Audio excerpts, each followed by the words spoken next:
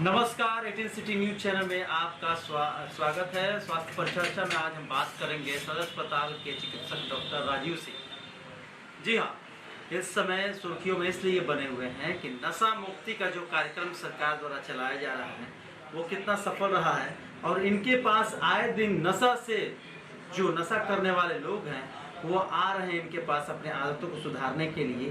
तो किस तरीके का पेशेंट आ रहे हैं इसके बारे में हम जानेंगे डॉक्टर साहब से, और क्या क्या नशा आजकल सबसे ज़्यादा ट्रेंड में है और किस तरीके से सुधार किया जाएगा। देखिए, हमारे बिहार में तो नशा का तो बहुत पहले से ही प्रचलन है। इसमें मैं सबसे पहले हमारे माननीय मुख्यमंत्री जी नीतीश कुमार जी को बधाई देना चाहूँगा कि उन्होंने एक बहुत अच्छी पहल और बहुत सुंदर एक शुरुआत की है।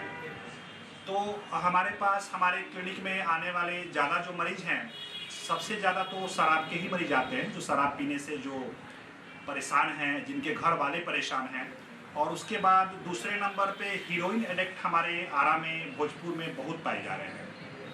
तो इन दो चीज़ से उनके घर वाले और ये परेशान हैं। और तो बाकी सारे नशा के लोग आ रहे हैं, सिगरेट के, खैनी के, लेकिन जो जिनके घर वाले सबसे ज़्यादा परेशानी बता रहे हैं वो है इसी दो में है, एक शराब और दूसरा हीरोइन।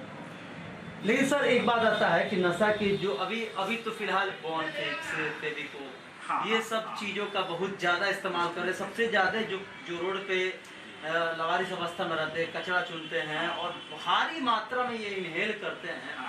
तो इनको कैसे छुटकारा दिलाया जा सकता है या मुख्य धारा से कैसे जोड़ा जा सकता है?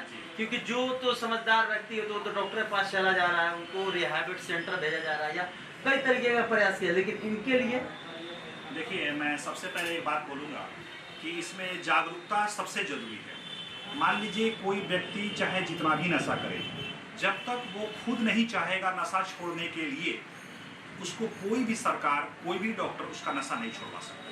सबसे पहले तो उसको अंदर से ये लगना चाहिए कि ये जो मेरा हरकत है वो अच्छा नहीं है।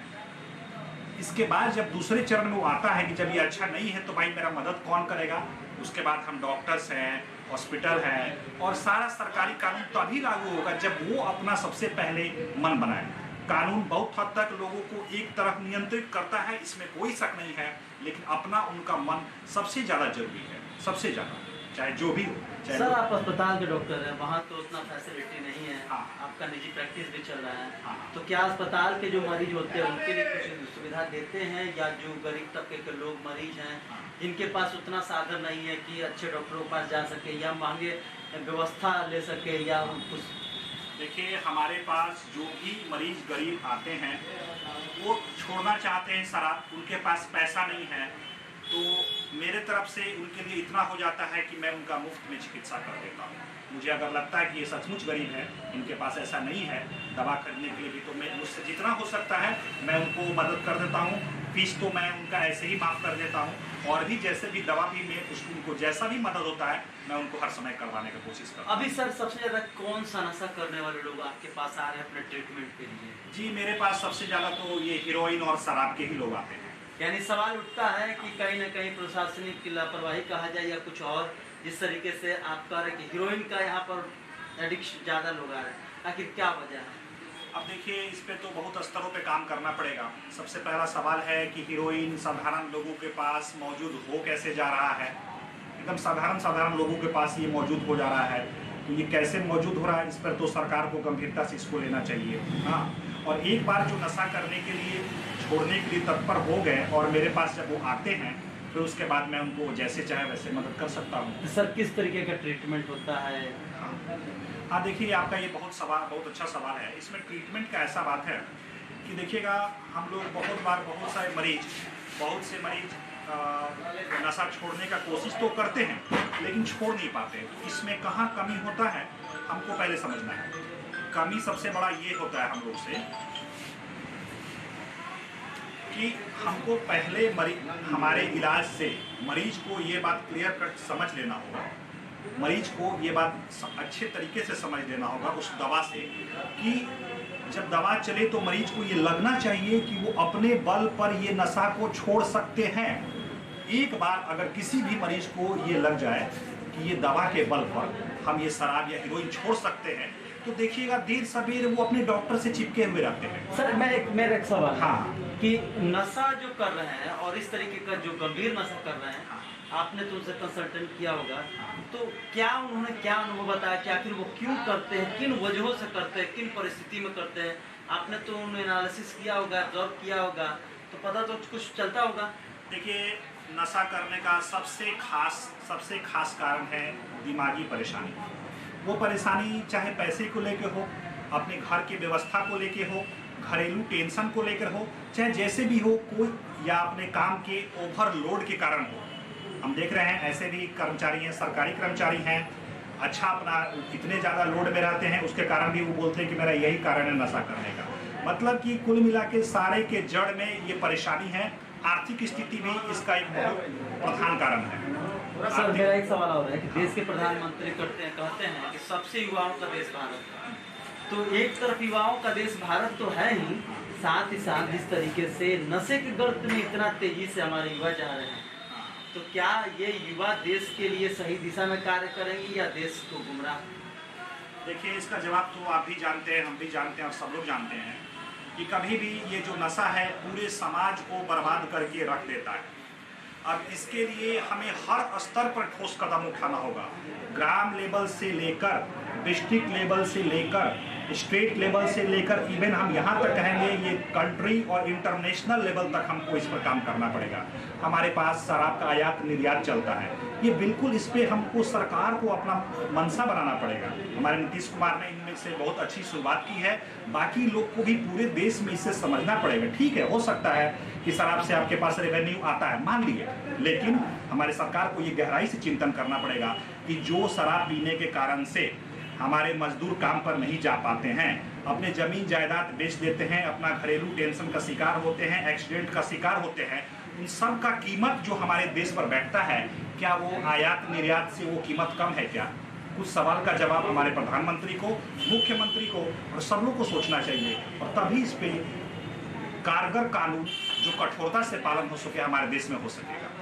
जी सर, जैसा कि डॉक्टर साहब ने बताया कि नशा के प्रति जो लोगों का रुझान बढ़ रहा है, उनका ट्रीटमेंट तो ये लगातार कर ही रहे हैं, लेकिन चिंतनीय विषय है जिस तरीके से हेरोइन का नशा लोगों क्रेज बढ़ रहा है, बेरोजगारी है, मानसिक तनाव है, डिप्रेशन है, इन सब कारणों से जो गलत तरीके का ये इस्तेमाल कर रहे हैं, काफ़ी ही खतरनाक है और समाज के लिए भी बहुत बड़ा बुरा प्रभाव पड़ने वाला है।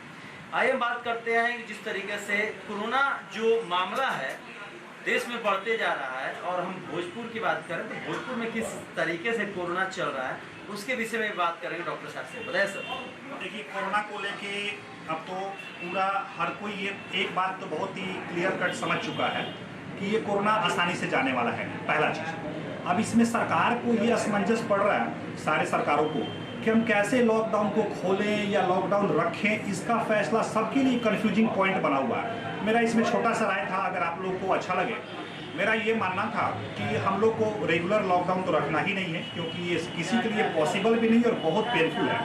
हम इसमें क्या कर सकते थे कि हमारे पास 30 दिन का समय है, हम इसका पहला 3 सप्ताह हम बिल्कुल काम करें अपना, और अगर ज़रूरत पड़े तो संडे को भी सब लोग काम करें, और अगला 7 दिन जो बच रहा है यानी चौथा सप्ताह जो हम लोग का हुआ, वो हम लोग को सरकार को रूटीनली, मतलब हर एक महीना के लास्ट सप्ताह को रूटीनली सरकार बिल्कुल लॉकडाउन, कर्फ्यू जैसा लॉकडाउन रहे।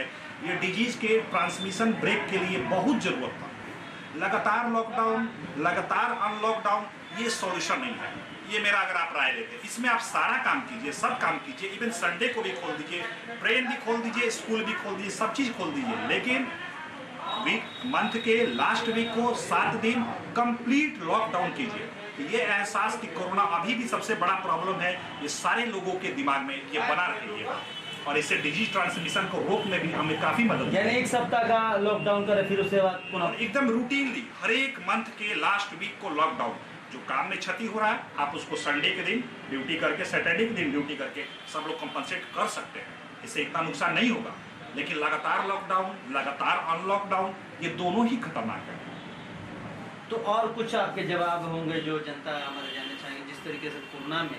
हाँ, जनता के लिए मैं यही कहूँगा, देखिए कोरोना का संकट अभी भी बरकरार है, ये बहुत दुर्भाग्यपूर्ण है कि हमारे साइंटिस्ट के लगातार कोशिशों के बाद भी अभी भी कोई सक्षम दवा इसके प्रति बन नहीं पाया। तो हम अपने लेवल पे ये काम करें। देखिए, पहला बात, हम लोग किसी से भी अपने जान परिचित के लोगों से भी कम से कम 6 फीट का दूरी बना के ही बात करें। ये सबसे पहला बात है। दूसरा बात, मास्क और हैंड ग्लव्स आपके लिए वरदान है, इसका भी यूज कभी मत भूलें।